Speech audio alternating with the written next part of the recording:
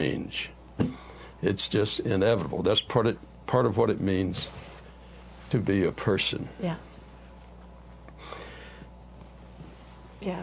That brings up an interesting question in my mind, though, which is that after a person has died, and it's the memory that exists, as we were talking about with those husbands who are not here, when we remember our loved ones, do we remember them in the same way all the time, or do they change over time? So, for example, getting back to the questions about Halloween and Day of the Dead and those rituals, of course, the way we celebrate Halloween is not so much with the remembrance of the dead in a popular cultural fashion, but it is in some traditions. So are we always holding on to an image of people as they were with their gray jacket, with that immortal gray jacket, or that one dress they always I think in some ways we have to.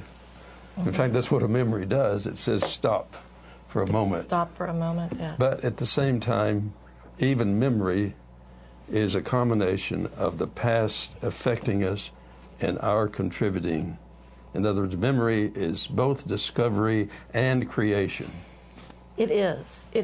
And I think that your relationship, like because you're still in a relationship with people you love who have gone on, because they are still part of your reality in whatever form that takes.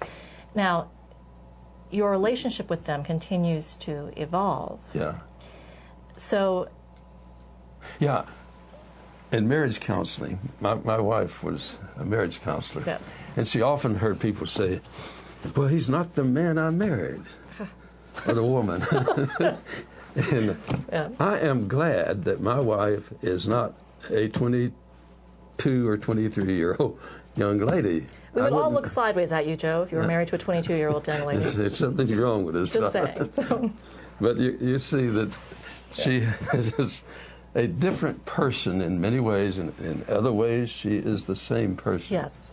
Yeah. And that's why we could, I think, remain married 56 years, is that she's not a 22-year-old young lady. Right. Yet she has some of those wonderful qualities, but she's more. Well, and you grow together, grow change together, and the relationship continues. And so it's not the same woman I married, and yet it is the same, and conversely. And now, do I have to tell you that you're not the same man that she married? Or I hope so. Okay. Yeah. It is. Every now and then she will remind me of some things I had said and did. that years ago. That almost approaches making me humble. I'm working on it. Yeah. One of the things I wanted to mention, thinking about Halloween and this time of year, is that this is the right season. If you go outside right now, I'm assuming that the weather has not taken a turn for the worse out there, but it's autumn and it's lovely and it's gorgeous, and I think we have a call. Do we have a call? Okay, that's good. Hello. Speak to us, please. Hello. I was responding to what you said about, after people die, the inability for them to change and so on. Wasn't it that Lucifer used to be an angel or something like that, and then after certain things happened, he ended up being the devil? I think that promotes the idea that change after life is possible. Don't you think so? Well, that's a marvelous example. And now, on this theory, you got a mixture of the Bible and John Milton. But on this theory, this archangel did not die, but he did get kicked out of his suburban place called heaven. And but the change presumably was fairly radical, although John Milton shows that in heaven he was a pretty envious person in the first place. But I may not be addressing your question, so bring it up again, and maybe from a different angle. Well, I just thought that, since I listened to you guys talking about how basically it's not possible for someone who dies to have a life after death. I think that's what you were saying, but it just doesn't really make sense to me if you look into the Bible to see that these people were never even alive anyway, and they're angels, and they have the ability to change without ever even possessing life. So I think someone who possesses life and then moves on to another life beyond this one, it has the ability to change and to learn and to, become a new spirit and renew their sense of who they are, whether they have grounded humanity or not. But if I could, there's many different people have addressed this in different ways. I mean, there are traditions, there are religions that tell us that we are reincarnated, and so we have another go at improving our understanding and our ethics and the way we are in the world. And there are modern theologians whose understanding of God and understanding of the end time includes that as we are taken into God's presence, that we will be that our imperfectness will be taken away until we become so perfect as to join with the divine. I bring up these examples not to say that one is right and one is wrong, or that they're both right or they're both wrong, just to say that there are a whole variety of ways of understanding that from our limited vantage points here as I think alive. our caller might be saying it's hard to, don't let me put words in your mouth, so correct me if I'm wrong. I think you're suggesting it's hard to be a person over a period of time without changing somewhat. Right. Yeah, well, I'm just saying that it's hard to be a person, definitely, and not change over a period of time. But in the Bible, it suggests that even the entities that are not people and never were people, on earth or whatever, have the ability to change as well. So from a person to move to that realm, I think has the ability to change just as well as anything else. Yeah. I'll buy that. It's a real good point. In a good novel sometimes, the narrator will be describing a character in the narrator's words, but when the story is being told, the character doesn't fit the way the narrator explains it. It's as if the character takes on his own life and walks off the page, as it were. And we all have seen plays in which the character is so rich that it's almost as if he or she does walk off the stage. And continues the story on their own. Yeah. Mm-hmm.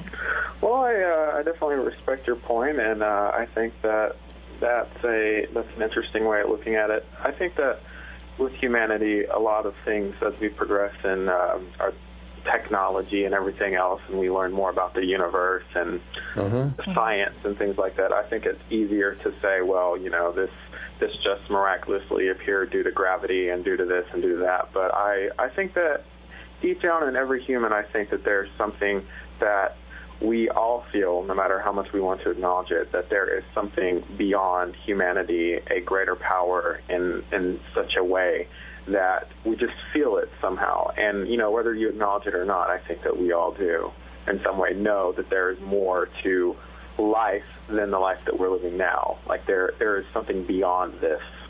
Yes. But thank you guys for taking my call. Well, thank you. Thank you very much. Okay, bye-bye. Well, I think we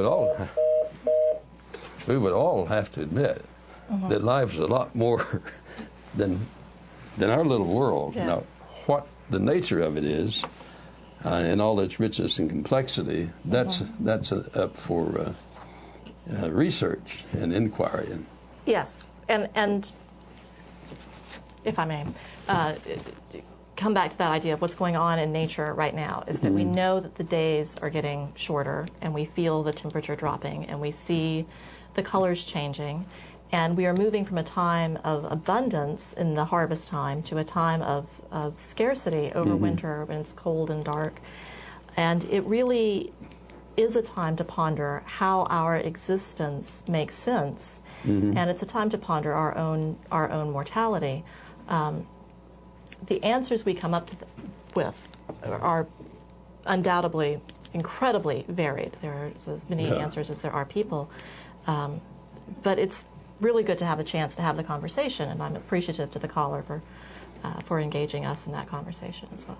I've often wondered if there is, if one body can be multiple persons. Have you?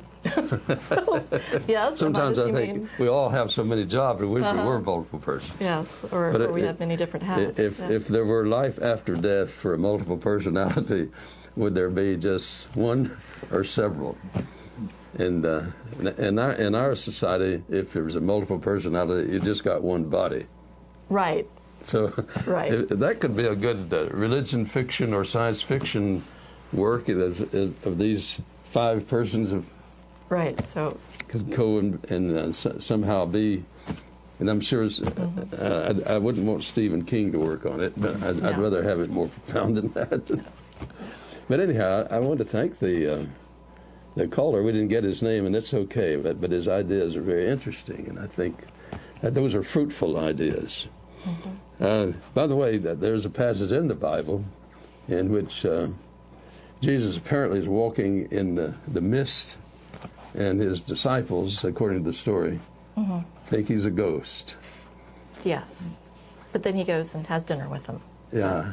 And when you can eat, you don't eat ghostly food. Yes. And a ghost, it is a question if there ever ghosts, what can they eat, and do they digest real food, or just does the food become ghostly too? Paul comes up with a kind of, it looks like a compromise out of the Senate. Is in the 15th chapter of 1 Corinthians, he says that the believers will have a spiritual body. Now, he wants to have a body that doesn't have a tooth decay and athlete's feet and all of this, but he can't imagine.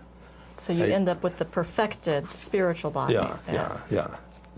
He just can't imagine a raw spirit that is not somehow embodied so that they could recognize or recognize each other. Yeah.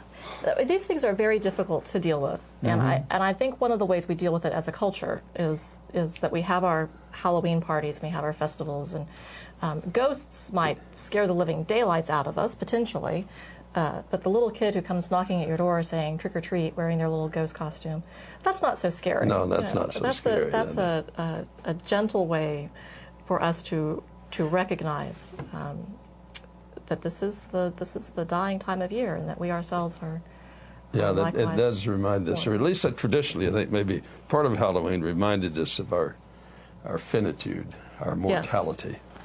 Yes. And we've all lost friends that we don't know how much and how dear they were to us, or relatives, until they were gone, and so we naturally want to preserve their impact and what's good about on them. us.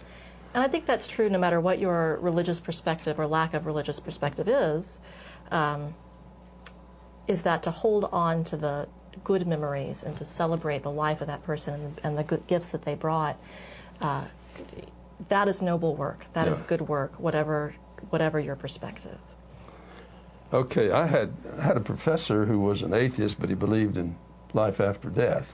So people are different. He said people live after death, but I don't know for how long. Okay. And I always admired his openness to. I like the ambiguity in that. A little humility among religious people and scientists and others. That wouldn't hurt us all. Right. Well, thank you so much for being with us on the Freethought Forum. Yes. Thank you. Oh. Well, let me say thank you to the Rationalists of East Tennessee and to the Atheist Society of Knoxville, and of course to Joe Barnhart for having me. And thank you for being here with us. And we'll talk about. Eventually, we'll talk about the problems in the historical Jesus question. What was Jesus really like? And if you figure out death and afterlife or the historical Jesus, give me a call. I appreciate that. A little humility won't hurt, huh? No.